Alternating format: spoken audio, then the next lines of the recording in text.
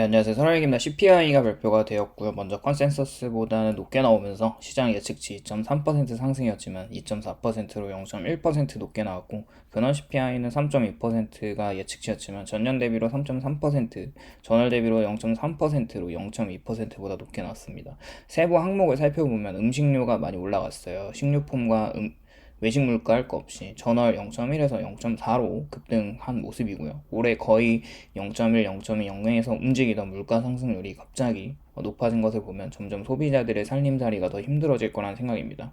에너지는 전반적으로 낮아졌고 자동차 가격과 보험료가 인상되었습니다.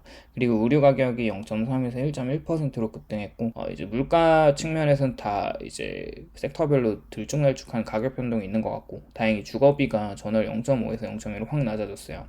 CPI는 전반적으로 올라왔지만 주거비가 내려가는 걸 보면 시장은 물가 재상승에 대한 우려가 잠식되고 있는 것 같습니다. 왜냐하면 CPI 구성 항목 중에서 음식은 14.4%, 의료는 2.5%, 교통은 15.9%, 의료 8%, 여가활동 5.3%, 교육 6%, 기타 등등 3% 정도의 45%가 무려 거주비가 많이 차지하고 있기 때문에 연준 인사들이나 기관들이나 여러 가지를 볼 때 거주비가 주거비가 안정된다는 것은 비율적으로 많이 차지하고 있는 CPI 지수를 끌어내릴 수 있다는 생각이고요. 식료품 가격이 많이 뛴 것은 플로리다주 허리케인 헐린과 이번에 밀턴이 상륙하면서 원래 식품 가격 상승은 예상을 하긴 했었습니다. 오렌지나 토마토, 채소 가격이 상승할 거라는 얘기가 이전에 이미 있었고요. CPI 구성 항목 중 그럼 거주비를 지수로 뽑아낼 때 봐야 하는 것이 이제 OER이라고 하는 개념입니다. 미국 사람들도 집을 소유한 집주인들이나 렌트를 내고 사는 무주택자들이 있겠죠. CPI에서 거주비를 계산할 때 렌트하는 사람들의 월세만 놓고 보진 않습니다.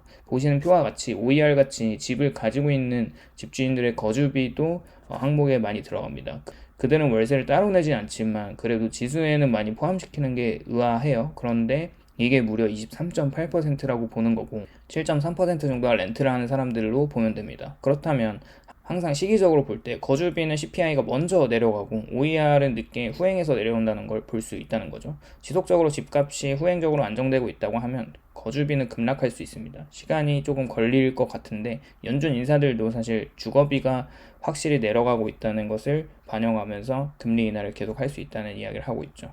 현재 미국 시장에서는 집값이 지속적으로 우상향하고 있으나 금리 인상을 하고 나서는 가격이 주춤하고 있습니다. 금리가 올라갈수록 모기지 금리가 높아짐에 따라 사람들이 집을 갈아타는 수요가 없는 상황이고, 미국 전체 주택 중 10%가 신규 주택이고 90% 정도가 기존 주택이라고 한다면 거래가 많이 없는 상황이어서 집값이 계속 올라갔었는데요. 23년 7월 금리 거점 이후에 올해 금리 인하를 50bp 단행하면서 모기지 금리가 거의 9%까지 올라갔던 게 현재는 6.36%로 전월보다는 20bp 상승하긴 했습니다. 그러나 신청 건수는 점점 스물스물 올라가고 있는데 낮아진 모기지 금리로 주택 거래를 하는 것 같습니다. 그러면서 거품이 많이 꼈던 미국 주택 가격도 하향 안정화되는 거죠. 생각을 해보면 집주인들은 기존의 30년 모기지 금리로 받고 많이 오른 집 가격을 알고 있고 분명 좀 더 저렴하게 거래가 이루어질 수밖에 없다고 생각하고 있어요. 수요자들은 너무 비싸면 집을 사지 않으니까요. 뉴욕 연방은행 총재인 존 윌리엄스도 CPI의 거주비는 점점 하향 안정화될 거라는 기대를 하면서 물가는 너무 걱정하지 않아도 된다는 발언도 있었습니다. 확실히 그러면서 11월 금리 인하는 매파인 보스틱을 제외한 다른 연준 위원들은 점차적인 인하 스탠스를 유지하고 있어요. 물가보다는 노동시장의 둔화를 염려하는 모습입니다.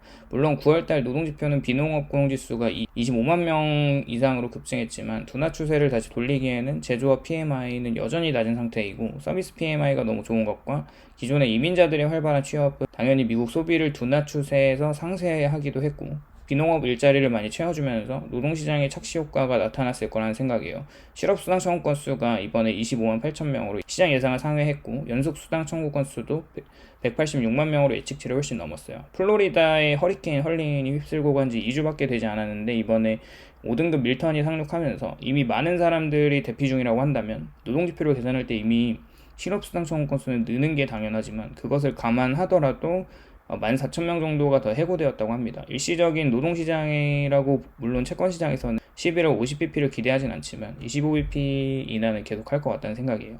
채권시장을 보면 30년물 장기채권 입찰이 있었는데 220억 달러의 규모로 진행을 했고 해외에서 투자 수요가 엄청 많았어요. 무려 낙찰률이 80.5%였고 평균 지난 6번 평균 66.6%를 본다면 지금 장기채권은 매수 찬스라고 보고 해외에서 엄청 매수 세력들이 있는 거죠. 그리고 응찰률이 또 2.5배로 지난 6회의 평균치인 2.4배를 또 상회하면서 강한 수요를 입증했습니다. 10년물 금리는 또 4.1%까지 급등하다가 다시 4.07%로 안정된 모습입니다. 전반적으로 지금 장기채권은 계속 이 부분에서 매수를 하면 손해보는 자리는 아니라고 다들 생각을 하는 것 같습니다. 물가가 점점 하향 안정화될 거라는 주장 중에 정말 큰 흐름으로 보면 일본은 물가가 상승하고 있고 결국 새롭게 당선된 이시바 시게루 총리와 부총재는 결국 금리 인상을 할 수밖에 없다는 생각입니다. 일본의 물가가 계속 상승 중이고 미국의 금리 인하와 일본의 금리 인상의 시기가 맞물리면서 항상 침체가 왔다는 걸 생각해보면 일본의 긴축으로 들어가면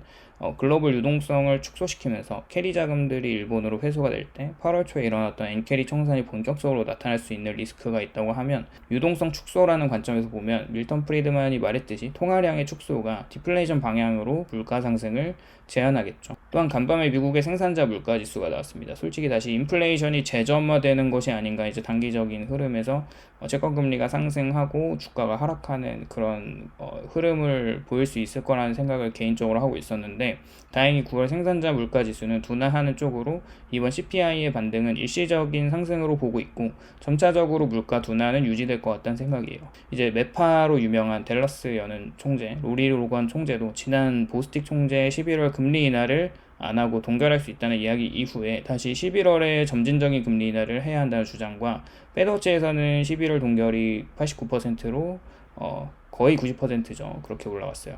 결론적으로 현재 미국 채권 시장은 연착륙을 강하게 반영하고 있고요. 생각해보면 9월 노동시장이 실업률 급등을 할 때 3.6%까지 빠르게 내려왔던 금리가 10월 4.1%로 노동시장이 안정되는 모습을 보이자 그러자마자 4.1%로 단숨에 올라간 모습을 보면 월간 나오는 지표에 따라서 중간 없이 극도로 왔다 갔다 하는 움직임입니다. 또한 4.1까지 올라가는 10년물 금리는 그 이상을 또 돌파하지는 못하고 있고 계속적으로 매수 세력이 있는 것 같아요. 실제로 또 국채 입찰이나 금리 움직임을 봤을 때 금리가 상방으로는 제한적이지만 지속적으로 낮아지는 추세는 또 막을 수 없다고 생각하고 있습니다. 그렇게 다들 성투하시길 바라고 오늘도 시청해 주셔서 감사합니다. 그리고 마지막으로 좋은 소식이 하나 있어요. 유한타증권에서 이벤트를 하고 있습니다. 저번에도 한번 진행했던 이벤트인데요. 유한타증권에서는 100만원 이상 주식 거래를 하거나 ELS, ELB 상품을 100만원 이상 청약할 때 이제 교촌치킨 허니 오리지널 그리고 콜라 1.25리터 쿠폰을 지급하고 있습니다.